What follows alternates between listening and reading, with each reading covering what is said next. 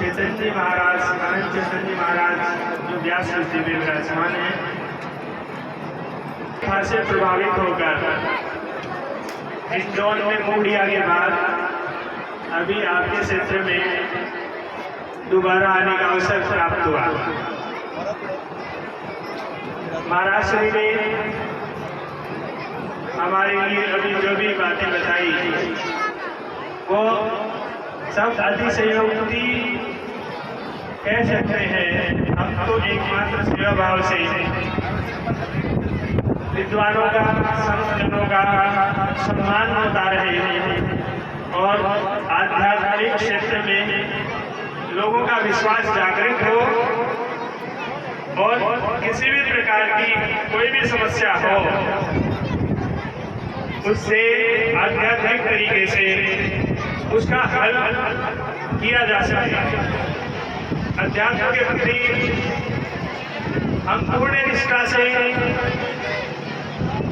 सेवा भाव रखकर सभी संत महात्माओं का हृदय से स्वागत करते हैं, प्रणाम करते हैं और इसी तरह कथाओं का विमोचन, कथाएं और आपका विश्वास से भाव बढ़ता रहे और कथा के प्रति जो आपकी भावना है वो और जागृत हो, जिससे काफी श्रोताओं को भी फायदा होगा और हमारे संत ऋषि मुनि संत कुमार जो भी हैं उनका मान सम्मान और बढ़ेगा।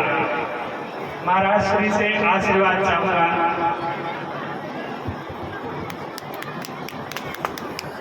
सभी तालियां बजाएं, सभी तालियां बजाएं। लोग महाराज से प्रश्न करते हैं कि आप ऐसा चमत्कार कैसे करते हैं महाराज, कि सब संतों की कृपा, और कुछ नहीं बताते हैं। अपना कोई अहंकार नहीं है कि आप ऐसा कैसा करते हैं। ये सब संतों की कृपा है, उनका आशीर्वाद है और स्वयं करते हैं और लोगों को प्रेरित करते हैं कि संत सेवा से क्या नहीं होता, सब कुछ होता है, रखो संतों में श्रद्धा। ऐसा महाराज की अटूट भावना है, ये दृढ़ भावना है।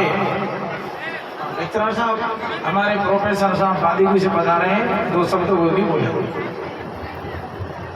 हेलो, प्रेम से बोले सदगुरुदेव नमः।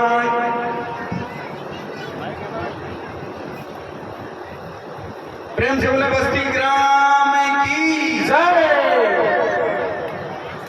परम पूज्य स्वामी ओम चैतन्य ब्रह्मचारी महाराज आश्रम गिरधरपुरा सिकंदरा आपके श्री चरणों में बारंबार नतमस्तक होती हुई व्यासपीठ पर आसीन परम सिद्धे आनंद चैतन्य जी महाराज के श्री चरणों में दावनत होते हुए सभी संत श्री चरणों में बारंबार नमन करते हुए आप सभी की सरल सात्विक श्रद्धा का आदर करते हुए मुझे अत्यंत हर्ष का अनुभव हो रहा है। जैसी जानकारी मिली है कि रामगढ़ बस्ती में ग्राम में हर वर्ष ग्राम की ओर से सामूहिक कथा भागवत का आयोजन किया जाता है। ये बस्ती ग्राम के लिए बहुत सुंदर बात है। व्यक्तिगत स्तर पर बहुत सारे लोग कर पाते हैं, लेकिन सब मिलजुल करके, पूरी बस्ती के लोग मिलजुल करके और इस तरह का अनुष्ठान कोई आध्यात्मिक कार्यक्रम आयोजित करते हैं, उसकी तो महिमा और भी बढ़ जाती है।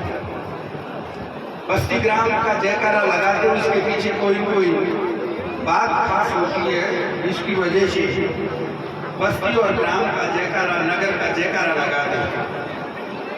तो मैं आपको निवेदन करूं, कहीं परम पूज्य ब्रह्मचारी महाराज ने प्रसन्न जानकारी मिली थी कि इस तरह से बहुत ही अंतर्राष्ट्रीय ख्याति प्राप्त आध्यात्मिक गुरु परम सिद्धे मुकेश जी गुप्ता का पदार्पण होगा। उस समय आपको रहना होगा। बहुत दूर था, मैं जब रास्ते में आया तो मुझे लगा मैंने आपसे बात करनी चाहिए, लेकिन स्विच पा रहा था।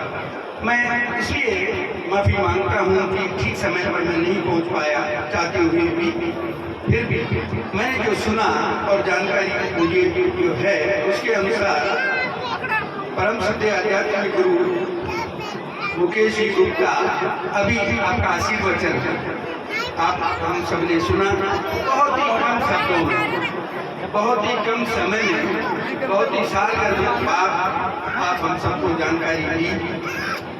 वेदव्यास जी ने 18 पुराणों की रचना के बाद में तदुपरांत सोचा होगा कि इतना सारा समय किसी के पास में नहीं है, क्यों नहीं सारभूत संक्षेप में दो खास बात बता दी जाए, जिससे कि सारे अष्टादश पुराणस्य व्यासस्य वचनम द्वयम परोपकारा पुण्याय पापाय परकीर्णम, कि दो ही बात उन्होंने सारभूत कही कि परोपकार के बराबर कोई पुण्य लाभ नहीं है और पर पीड़ा के बराबर कोई पाप कार्य नहीं है।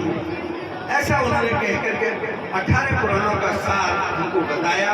यहाँ पर भी अभी आध्यात्मिक गुरु वो भी मेरी सी तरह पेंट शर्ट नहीं है। आपको लगा होगा कि